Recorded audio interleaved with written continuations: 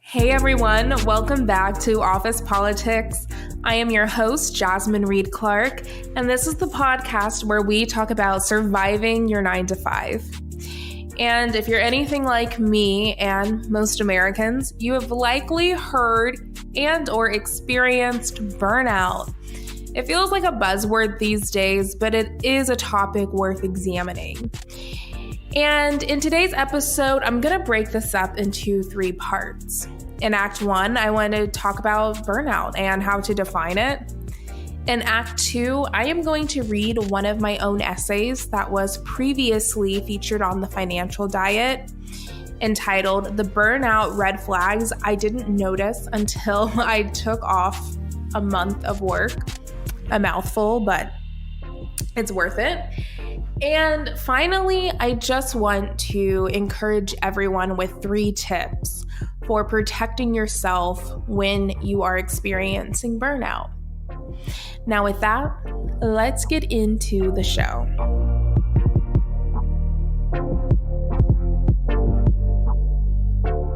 What is burnout? Well, according to Help Guide, burnout is a state of emotional, physical, and mental exhaustion caused by excessive or prolonged stress. It occurs when you feel overwhelmed, emotionally drained, and unable to meet constant demands. And if I were to put that in layman's terms, I would say burnout is when you are ready to rage quit your job, or you just want to plant your face on your desk and truly give up. It's usually one or the other, very little in between. But if those aren't the 2 things you're experiencing, here are some other signs that prove you could be going through burnout yourself. Feeling tired and drained most of the time, lowered immunity, frequent illnesses, sense of failure and self-doubt, feeling helpless, trapped, and defeated, withdrawing from responsibilities, and isolating yourself from others. When I go through that really just sounds like 2020 for most of us, but it is an issue. Burnout can lead to autoimmune issues, physical disorders, and more than anything, just a mental deterioration. And I know for me, I have experienced it several times in my personal career. Well, I have experienced it several times in my career. And the reason I want to talk about it today is because it often is the destination we are most driving away from, but rarely do we talk about what it feels like when in it and what to do when experiencing it. And in addition to sharing tips on how to cope with burnout when you are experiencing it in real time, I want to share my personal experience. And while I could have, definitely produced some new writing for this episode, I really kept returning to one of my most vulnerable pieces of writing, which was from March 2020, pre-pandemic, just a couple of days before things got really serious here in Dallas. And this article is called "The Burnout Red Flags I Didn't Notice Until I Took a Month Off Work." You can read this on the Financial Diet. I will also link it in the show notes. This can be like a reading rainbow. And with that, we're off. Last year, I was promoted to what felt like my dream job, a human resources program manager focused on culture and engagement. And in many ways, it was my dream job. I had an incredible, empathetic manager who was mentoring me each week, and I was working alongside a true visionary CPO who was just as passionate about creating a safe and inclusive workplace in an otherwise Silicon Valley tech bro paradise. My projects focused on people and how to cultivate an authentic community at work, and I was beginning to see many programs that started out as Post-it doodles turn into assignments with a real budget. For a long time, I didn't question what a job demanded of me outside of the hours of 9 to 5. or 7:50ish a.m. to like 8:03 p.m. and 2:15 a.m. when I got up to use the bathroom in the middle of the night and checked my email, if we're being honest. And I certainly didn't pause when I had free snacks and ping pong tables to indulge in. In retrospect, I sent the message to both myself and my employer that my mental health could be bought with recognition, promotions, and the idea of American success. I thought, you can't buy time, but you can always catch up on rest during the weekend. And it's that very thinking that landed me in a dark, emotional headspace. The promotion was the peak of what appeared to look like a meteoric climb at a hyper-growth company. But it also felt as though the higher I climbed, the more pressure I felt to be successful, to be high achieving, to keep going, even when my body was telling me otherwise. I went from being an office manager to a regional people manager to a national program manager, all within the first 2 years. I went from fetching the CEO his coffee when he came into town to visit to pitching him campaigns for the upcoming year. For a while, I was high on these fast-paced victories. Over time, I became addicted to those victories, sacrificing time with my loved ones, my resources, and myself. Ultimately, I burned myself out. We often acknowledge the monetary cost of something that we deem a splurge. This new pantsuit will cost me X amount of dollars. And when we go a little further, we contemplate the time we could spend on something as a net cost. I can have my groceries delivered while I work on this report for my boss to save on time. But how often are we placing value in and determining the worth of our mental health currency? Hi, I am Jasmine Reed, and I am a recovering workaholic. Hi, Jasmine. Workaholism and work addiction are real. Dr. Mark Griffiths, one of the leading researchers on work addiction, has said that although the manifestations of workaholism are at the level of the individual, workaholic behavior is socially acceptable and even encouraged by major organizations. And while there's not a clear-cut definition of workaholism, it is a phrase we use in a tongue-in-cheek way, and addiction does have 6 defining traits: salience, mood modification, tolerance, withdrawal symptoms, conflict, and relapse, according to Griffiths. If you work to alter your mood, it's causing conflict in your life. This might be an issue for you. But even if you don't have a true addiction to work, an obsession with work can still lead to long-term burnout. I was in a zombie-like state, gulping espresso shots in the morning to distract my mind from the debilitating imposter syndrome, numbing my tongue with CBD oil to relieve post-meeting panic attacks, and taking back glasses of wine in the evening to unwind after a supersonic revolving door of meetings, complaints, edits, changes, and catering to everyone else around me except myself. Around August 2019, I slithered into a dark depression, a gloomy place I had known since middle school but hadn't visited in a couple of years. At first, I was in a high-functioning season of my depression. I was able to show up to work on time, perform my tasks, and have the energy to fake it. Over time, I was working from home more often as I didn't have the strength to do much more, and the panic attacks became more frequent on Sunday afternoons and Monday mornings, specifically. My mental illness manifested itself physically as my stomach and gut issues worsened, and I was getting the flu or a bad bug every month. I ultimately knew it had gotten out of hand when, after Christmas break, I opened my laptop to work from home again, and I vomited. It wasn't a coincidence. According to Harvard Health Publishing, a troubled intestine can send signals to the brain, just as a troubled brain can send signals to the gut. In other words, stomach issues can be the cause or the product of anxiety, stress, or depression. That's because the brain and the GI system are intimately connected. Based on these observations, you might expect that at least some patients with functional GI conditions might improve with therapy to reduce stress or treat anxiety or depression. I asked my manager about the resources available to me. While employee benefits and company policies can vary, it's custom for most companies to offer family medical leave or FMLA. FMLA is traditionally a period of unpaid leave up to 12 weeks where an employee will continue to have health benefits while they tend to a medical emergency or personal circumstances. In addition to mental health, FMLA is used for, but not limited to, caring for other serious conditions such as terminal illness or to care for an ill parent. And in January, I took 1 month of leave to focus on repairing my mental health.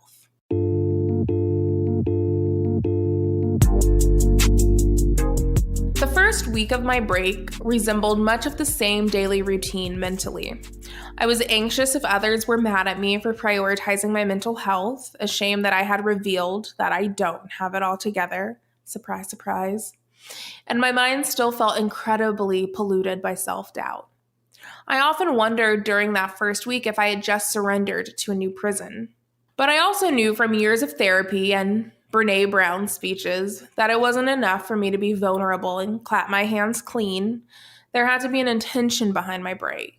So I developed a plan to reflect, restore, and take daily action in my healing process. For the next few days, I observed myself and kept a list in my phone with a quasi-feelings chart, listing the emotions I most often felt throughout the day. Anxious, aka fearful. Insecure, aka fearful. Excited, aka surprised. Thankful, aka happy. And accomplished, aka happy. Under each feeling, I would write what event sparked that emotion and a subsequent bullet challenging myself to ask, is this factual and or something I can control? For example, when I wrote down anxious - fear, I had a bullet underneath it reading, people at work think I'm not doing anything. And under that, I would write whether or not that was true.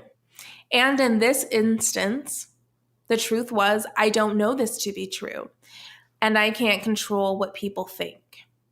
For another example, I wrote down the emotion annoyed - angry. The event that took place was person A said I was making a mistake by taking time off and that they just didn't get it and asked when I would be over it. Underneath the event that I detailed, I wrote, yes, this interaction did happen. That is a fact. And I controlled the situation by standing up for myself and letting them know they didn't have to understand my reasons for taking time away from work. Underneath it, I dug a little bit deeper and I wrote, it felt good to stand up for myself and my mental health. It felt isolating to know someone I consider a friend isn't supporting me also. And underneath that statement, I wrote, I can control how much energy I put into this friendship and what common bonds I want to share with friends. I went on to do this during the duration of my entire break. Within a couple of days, I had written evidence that most of the pressure in my life was, due to my diagnosed anxiety, sure, but also due to everyday toxicity that I had control over. Furthermore, I recorded small victories I achieved most days but previously had overlooked. Pretty quickly, I had emotional data points to signal what my perfect day would look like, but also the things that I still had control over. Through the self-experiment, I found my preference and greatest pleasure is to start my day when it's still dark outside with coffee in a funny mug and doing a load of laundry.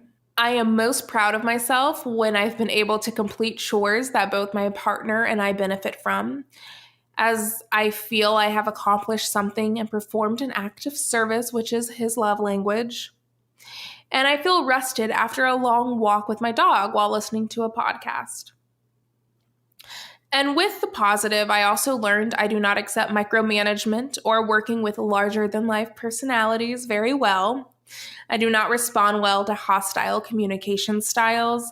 I am the laziest person alive if I do not have a to-do list for the day with a tight schedule of when to do it all.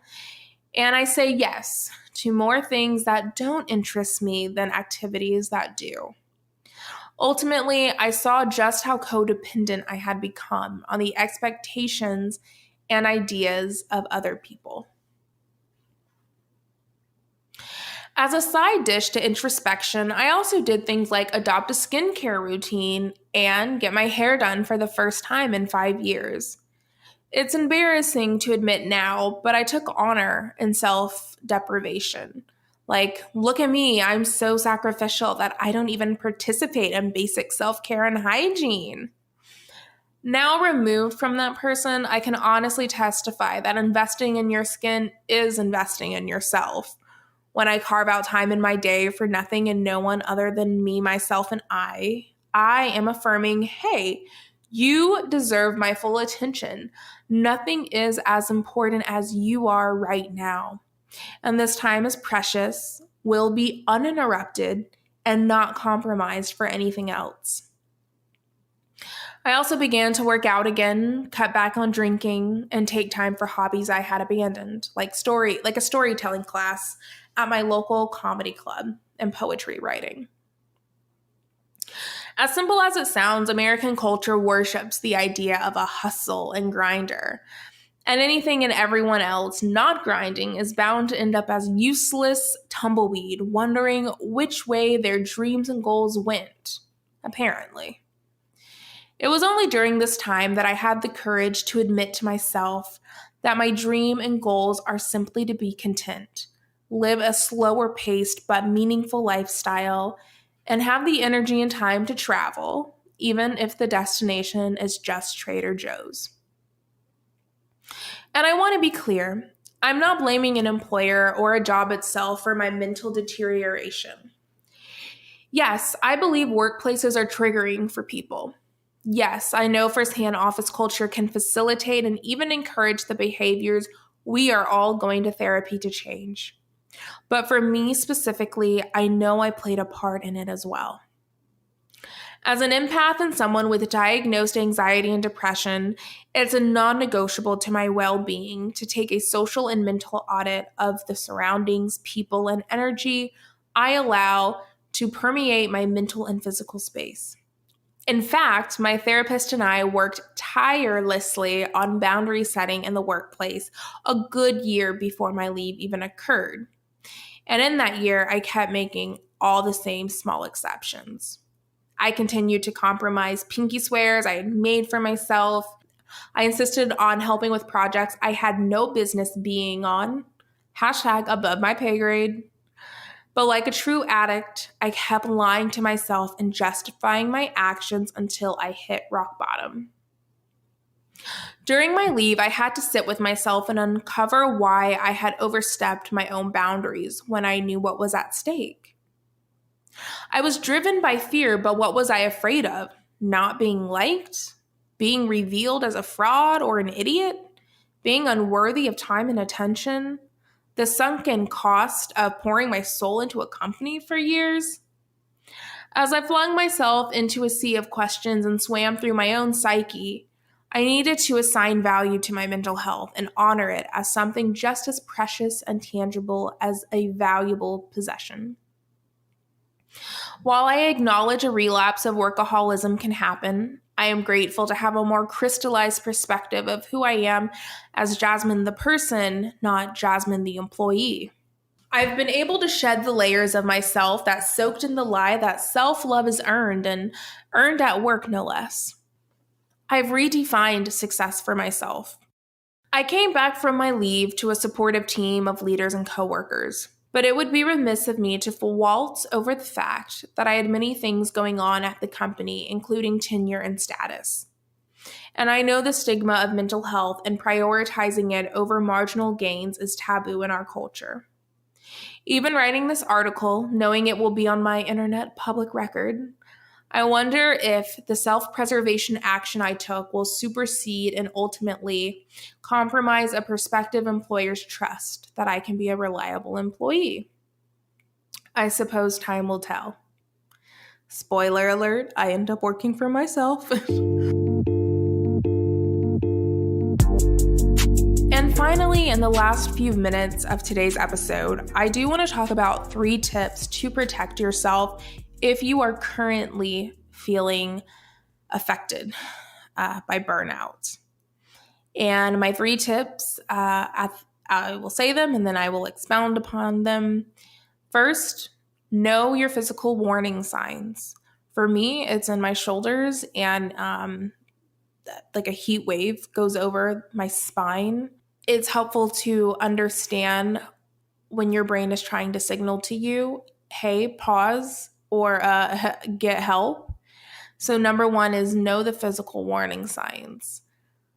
Number 2, have a short-term plan.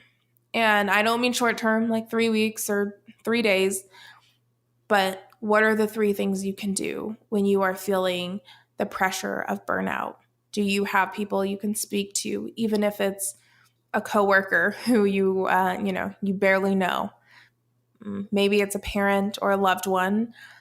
I know for me, when I say short-term plan, guys, I really do mean like 3-2-1. My 3-2-1 plan.